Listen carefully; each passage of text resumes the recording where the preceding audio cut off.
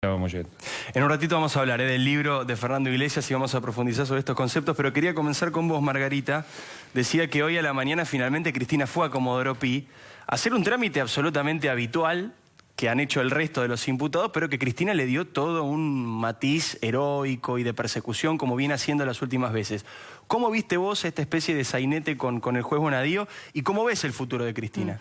El sainete empezó el otro día cuando se presentó en el juzgado de Santa Cruz, ¿no? Sí, y además hay algo que uno se da cuenta, es que esta mujer no tolera estar afuera del poder y ser la que manda, ¿no? Entonces ella llega hoy a la audiencia 3 horas antes, como para decir la hora la fijo yo y vengo a la que yo quiero, claro. digamos. Si está a las 11, yo a las 8 menos algo. Siempre entendieron que la ley era para el resto de los argentinos y para ellos no. Ellos tienen sus propias leyes, sus propias normas. Tiene un desprecio total por la institucionalidad y en definitiva es un desprecio por todos nosotros, ¿no?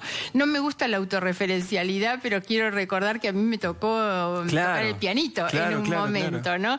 Y además forma parte justamente de los pasos procesales. En aquel momento me habían armado a mí una causa, que era la causa por el corte de ruta en la crisis con el campo, que había sido una causa que hace poquito se sobreselló, pero una causa armada por ellos mismos en ese momento y en la que me tocó ir a poner las huellas. Entonces, creo que hay que ir de todos modos al fondo de las cosas. Cristina viene teniendo una estrategia permanente de autovictimización y de ataque a quienes la denuncian o quienes la investigan, porque no tiene posibilidad de dar respuesta.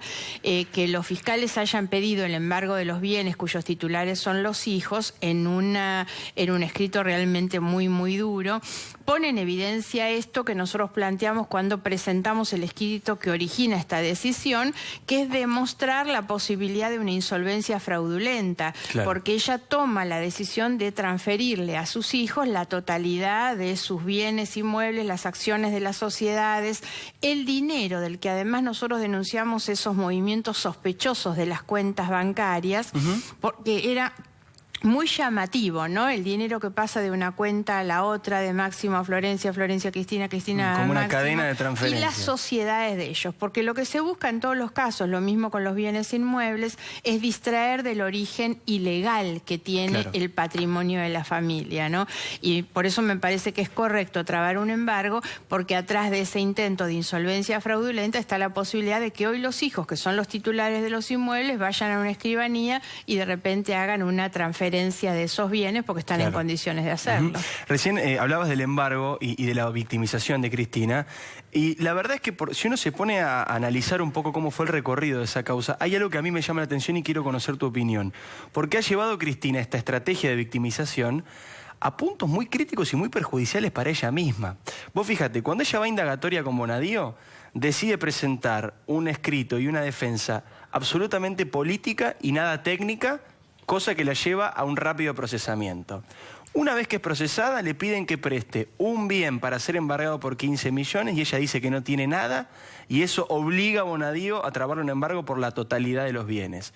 Y ahora estuvo a punto de ser ida a buscar por la fuerza pública, también por una actitud personal, como que está llevando al máximo, está estirando al máximo esta idea de la victimización. Sí, siempre tengamos en cuenta un principio del derecho, que es que ningún delincuente está obligado a declarar contra sí mismo, ¿no? Y ella hace uso y abuso de ese derecho, por supuesto, porque lo único que ha hecho en las causas judiciales es poner palos en la rueda, ir y mentir, como lo hizo hace poco cuando salió del juzgado y dijo que no era socia de Lázaro Báez, ¿no? Y nosotros hemos hecho un planteo con una cantidad de elementos probatorios que están en las varias causas, para demostrar justamente un vínculo comercial, financiero, inmobiliario muy fuerte durante todos estos años, ¿no? De la misma manera que ahora acabamos de presentar otro para demostrar no solamente el vínculo existente entre Lázaro Báez y Cristóbal López, sino de qué manera las operaciones que se han sostenido entre las sociedades de estas personas son evidentemente operaciones de lavado de dinero. La cantidad de inmuebles que se va encontrando, no hay otra posibilidad de entender que toda esa inversión inmobiliaria tan grande de Lázaro Báez, estamos hablando de fortunas de miles de millones de pesos, lo que hacen es obviamente buscar distraer el origen ilegal de la corrupción que tiene ese dinero, comprando inmuebles, comprando estancias. Pero ahora el último que presentamos es porque detectamos una operación muy sospechosa. Lázaro Báez cobra de la municipalidad de Comodoro Rivadavia un terreno al que evalúan en 800.000 pesos, que era el valor que él le cobraba a la municipalidad por asfaltar 2 cuadras. Pero con un mes de diferencia, eso que él recibe por 800.000 se lo transfiere a una sociedad de Cristóbal López a $1 millón. Con un mes de diferencia. No termina ahí. Un mes después, Cristóbal López le transfiere a Finansur, otra empresa de su propiedad, el mismo inmueble por $2 millones.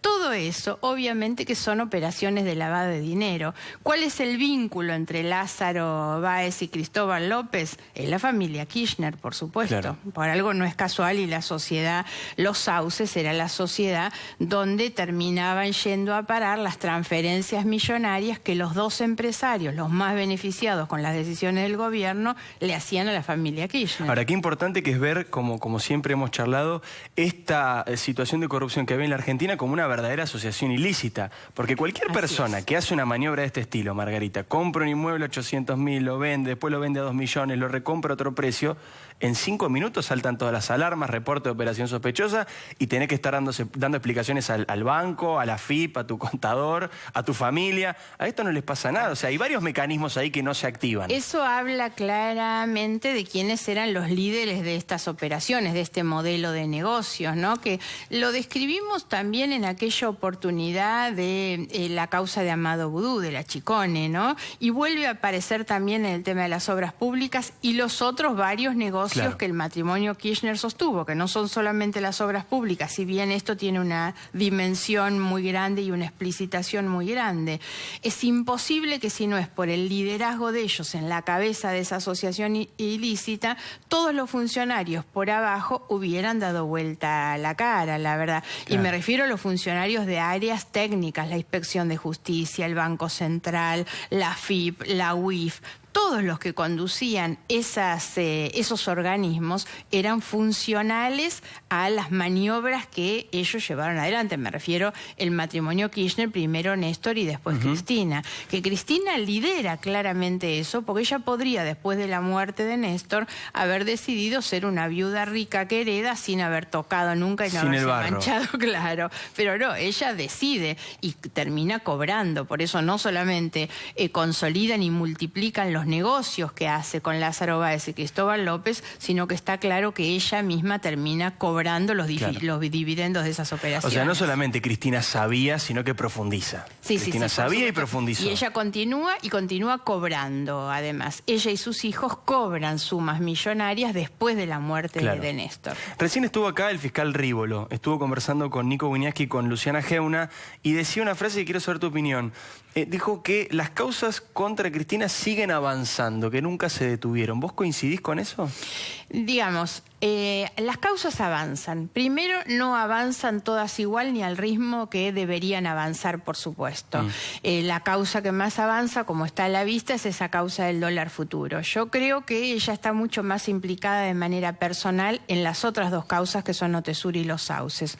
Otesur queda como bastante mezclada junto a la causa de obras públicas, que es una causa muy fuerte, muy contundente, con la que los fiscales Policita y Maíquez están trabajando muy bien, por supuesto.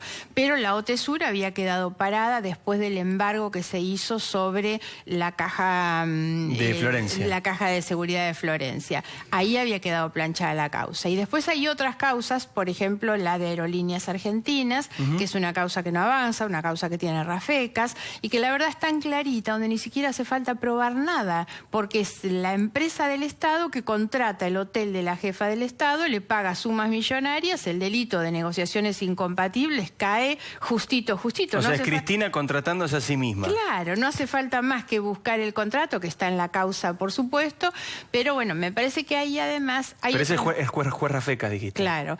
Y ahí hay otras causas que son con las que yo insisto también sobre una actitud esperable del gobierno también diferente. Yo creo que el gobierno debería colaborar de manera mucho más activa y efectiva en todas las causas para impulsarlas. ¿Cómo, por ejemplo? Bueno, por ejemplo, ofreciéndole información en estas causas, presentándose en todas las causas. En algunas se han presentado como querellantes, no en todas. En algunas han aportado información muy buena. La UIF ha aportado muy buena información. La Dirección de Vialidad ha aportado muy buena información. No todos los organismos aportan de la misma manera. ¿Y por qué crees que es eso, Margarita? ¿Hay una diferencia en las causas en el gobierno o es que hay desorden o falta de interés? A ver, podríamos adjudicarlo a distintas cuestiones. En algunos me animo a decir que la permanencia de muchos funcionarios del kirchnerismo, concretamente de la Cámpora, la verdad es que eso dificulta que los informes se suministren, porque hay muchos lugares donde el interés es planchar las cosas. Entonces vos mandás a pedir un informe a una dirección de legales donde siguen estando los mismos funcionarios que había antes, eso no te contesta. O sea, en las capas medias de los ministerios. Decís. Siguen estando. Lamentablemente este es un gobierno que ha mantenido demasiados funcionarios del gobierno anterior en esas estructuras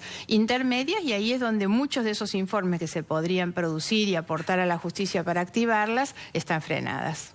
Vos, hablando del gobierno, ¿cómo ves? Bueno, se cumplió un año de la victoria de Macri, el 10 de diciembre se cumplió un año efectivo de gestión. ¿Cómo estás viendo este primer año de Mauricio Macri? A mí me da la impresión que tiene siempre luces y sombras este gobierno. Tiene como principal cuestión, que creo que es lo que todos advertimos, un cambio de clima muy positivo.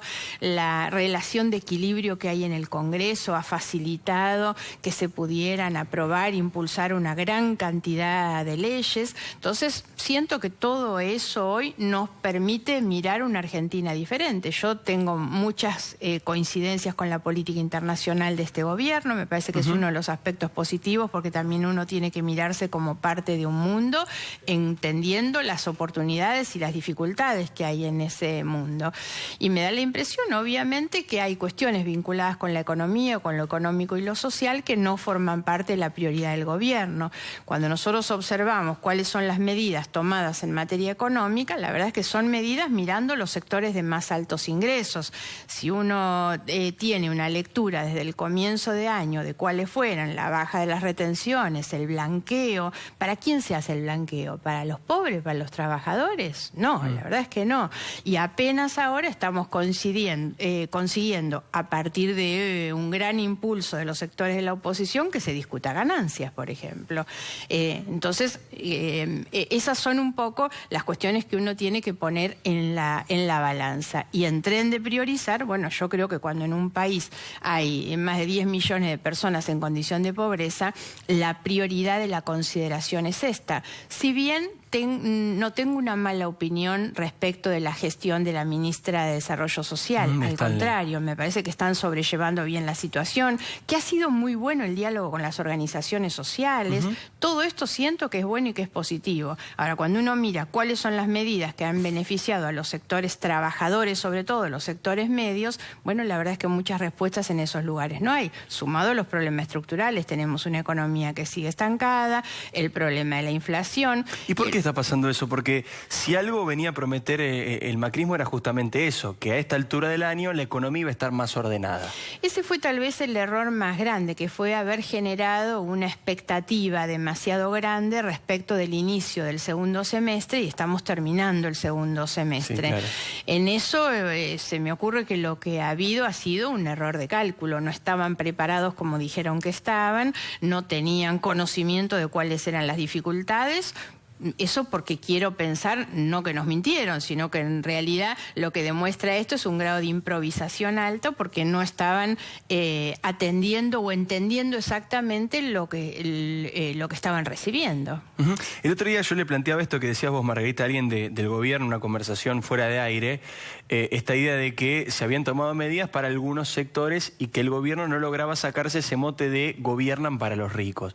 ¿Vos creés que Macri gobierna para los ricos?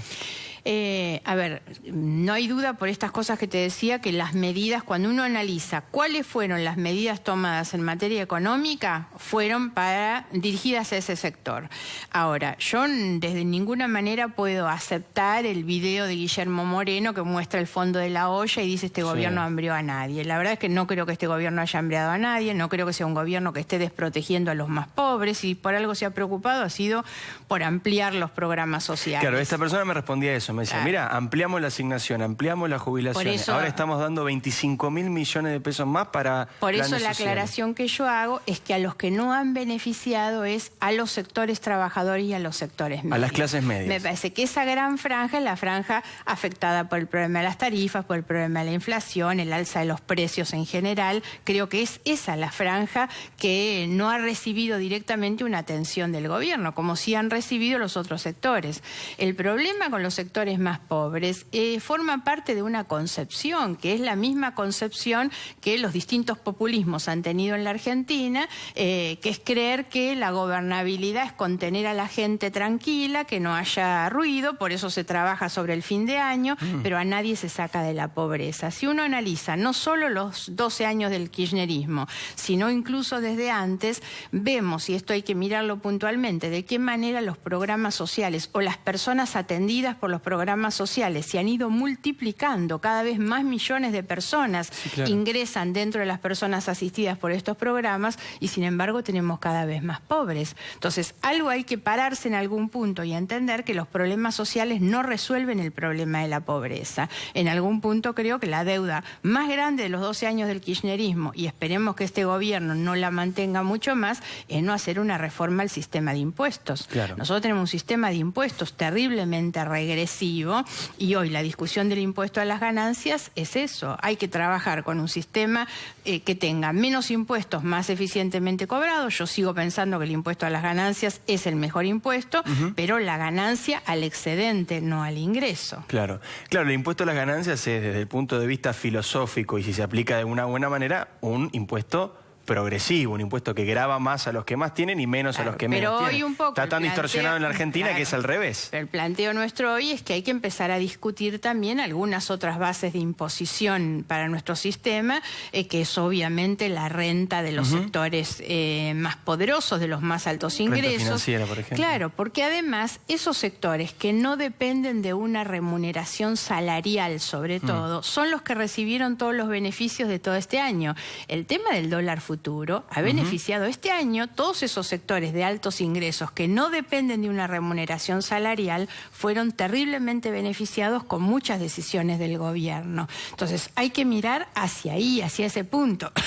Por eso la discusión del impuesto a las ganancias no es solamente a ver cómo modificamos la base imponible. Yo creo que hay algunas cosas que están bien hechas en el proyecto del gobierno, pero hay que discutir mucho más globalmente el sistema de impuestos. La renta financiera, obvio que el impuesto al juego, y nosotros planteamos el impuesto a la herencia, porque la verdad es que es inconcebible que un país como el nuestro siga teniendo una exención a aquellos que reciben, porque eso incluso termina acentuando y consolidando una idea de clase que es aquel que recibe por la cuna, y entonces se establece una desigualdad muy grande entre los que reciben por herencia y no pagan impuestos, ¿no? Después le quiero hacer esta misma pregunta a Willy, pero estos impuestos que vos planteás que podrían generarse, o esta renta que podría grabarse a la renta financiera, el impuesto al juego, el impuesto a la herencia, como planteás, ¿alcanza para lo que se quiere hacer? Porque hubo una semana, no esta sino la anterior, que fue una de las semanas más críticas para el gobierno, donde vos tenías dos proyectos, el de emergencia social y el de modificación en ganancias.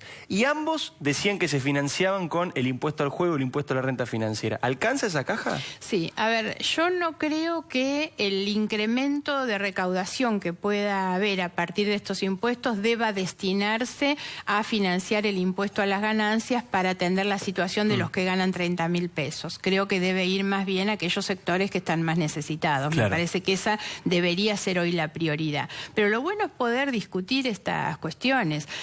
Sinceramente, parte de la crítica que nosotros hacemos al gobierno es que el gobierno viene negándose. hizo falta una presión como la de las organizaciones, la oposición en el Congreso, para que estos temas se incorporaran en la agenda. Si no, el gobierno pateaba estos temas para el año que viene, habiendo sido, como fue, un compromiso de campaña la modificación del impuesto a las ganancias. Cuando Sergio Massa plantea esto mismo que estás planteando vos, Margarita, y además, por supuesto, ya es público, ustedes están ahí trabajando juntos con Massa y tienen una muy buena relación política y demás, Macri, según cuentan quienes están allí en Olivos y hacen las crónicas del presidente, lo llama Ventajita a Massa, le ha puesto ese apodo, Massa Ventajita, Sergio Ventajita Massa.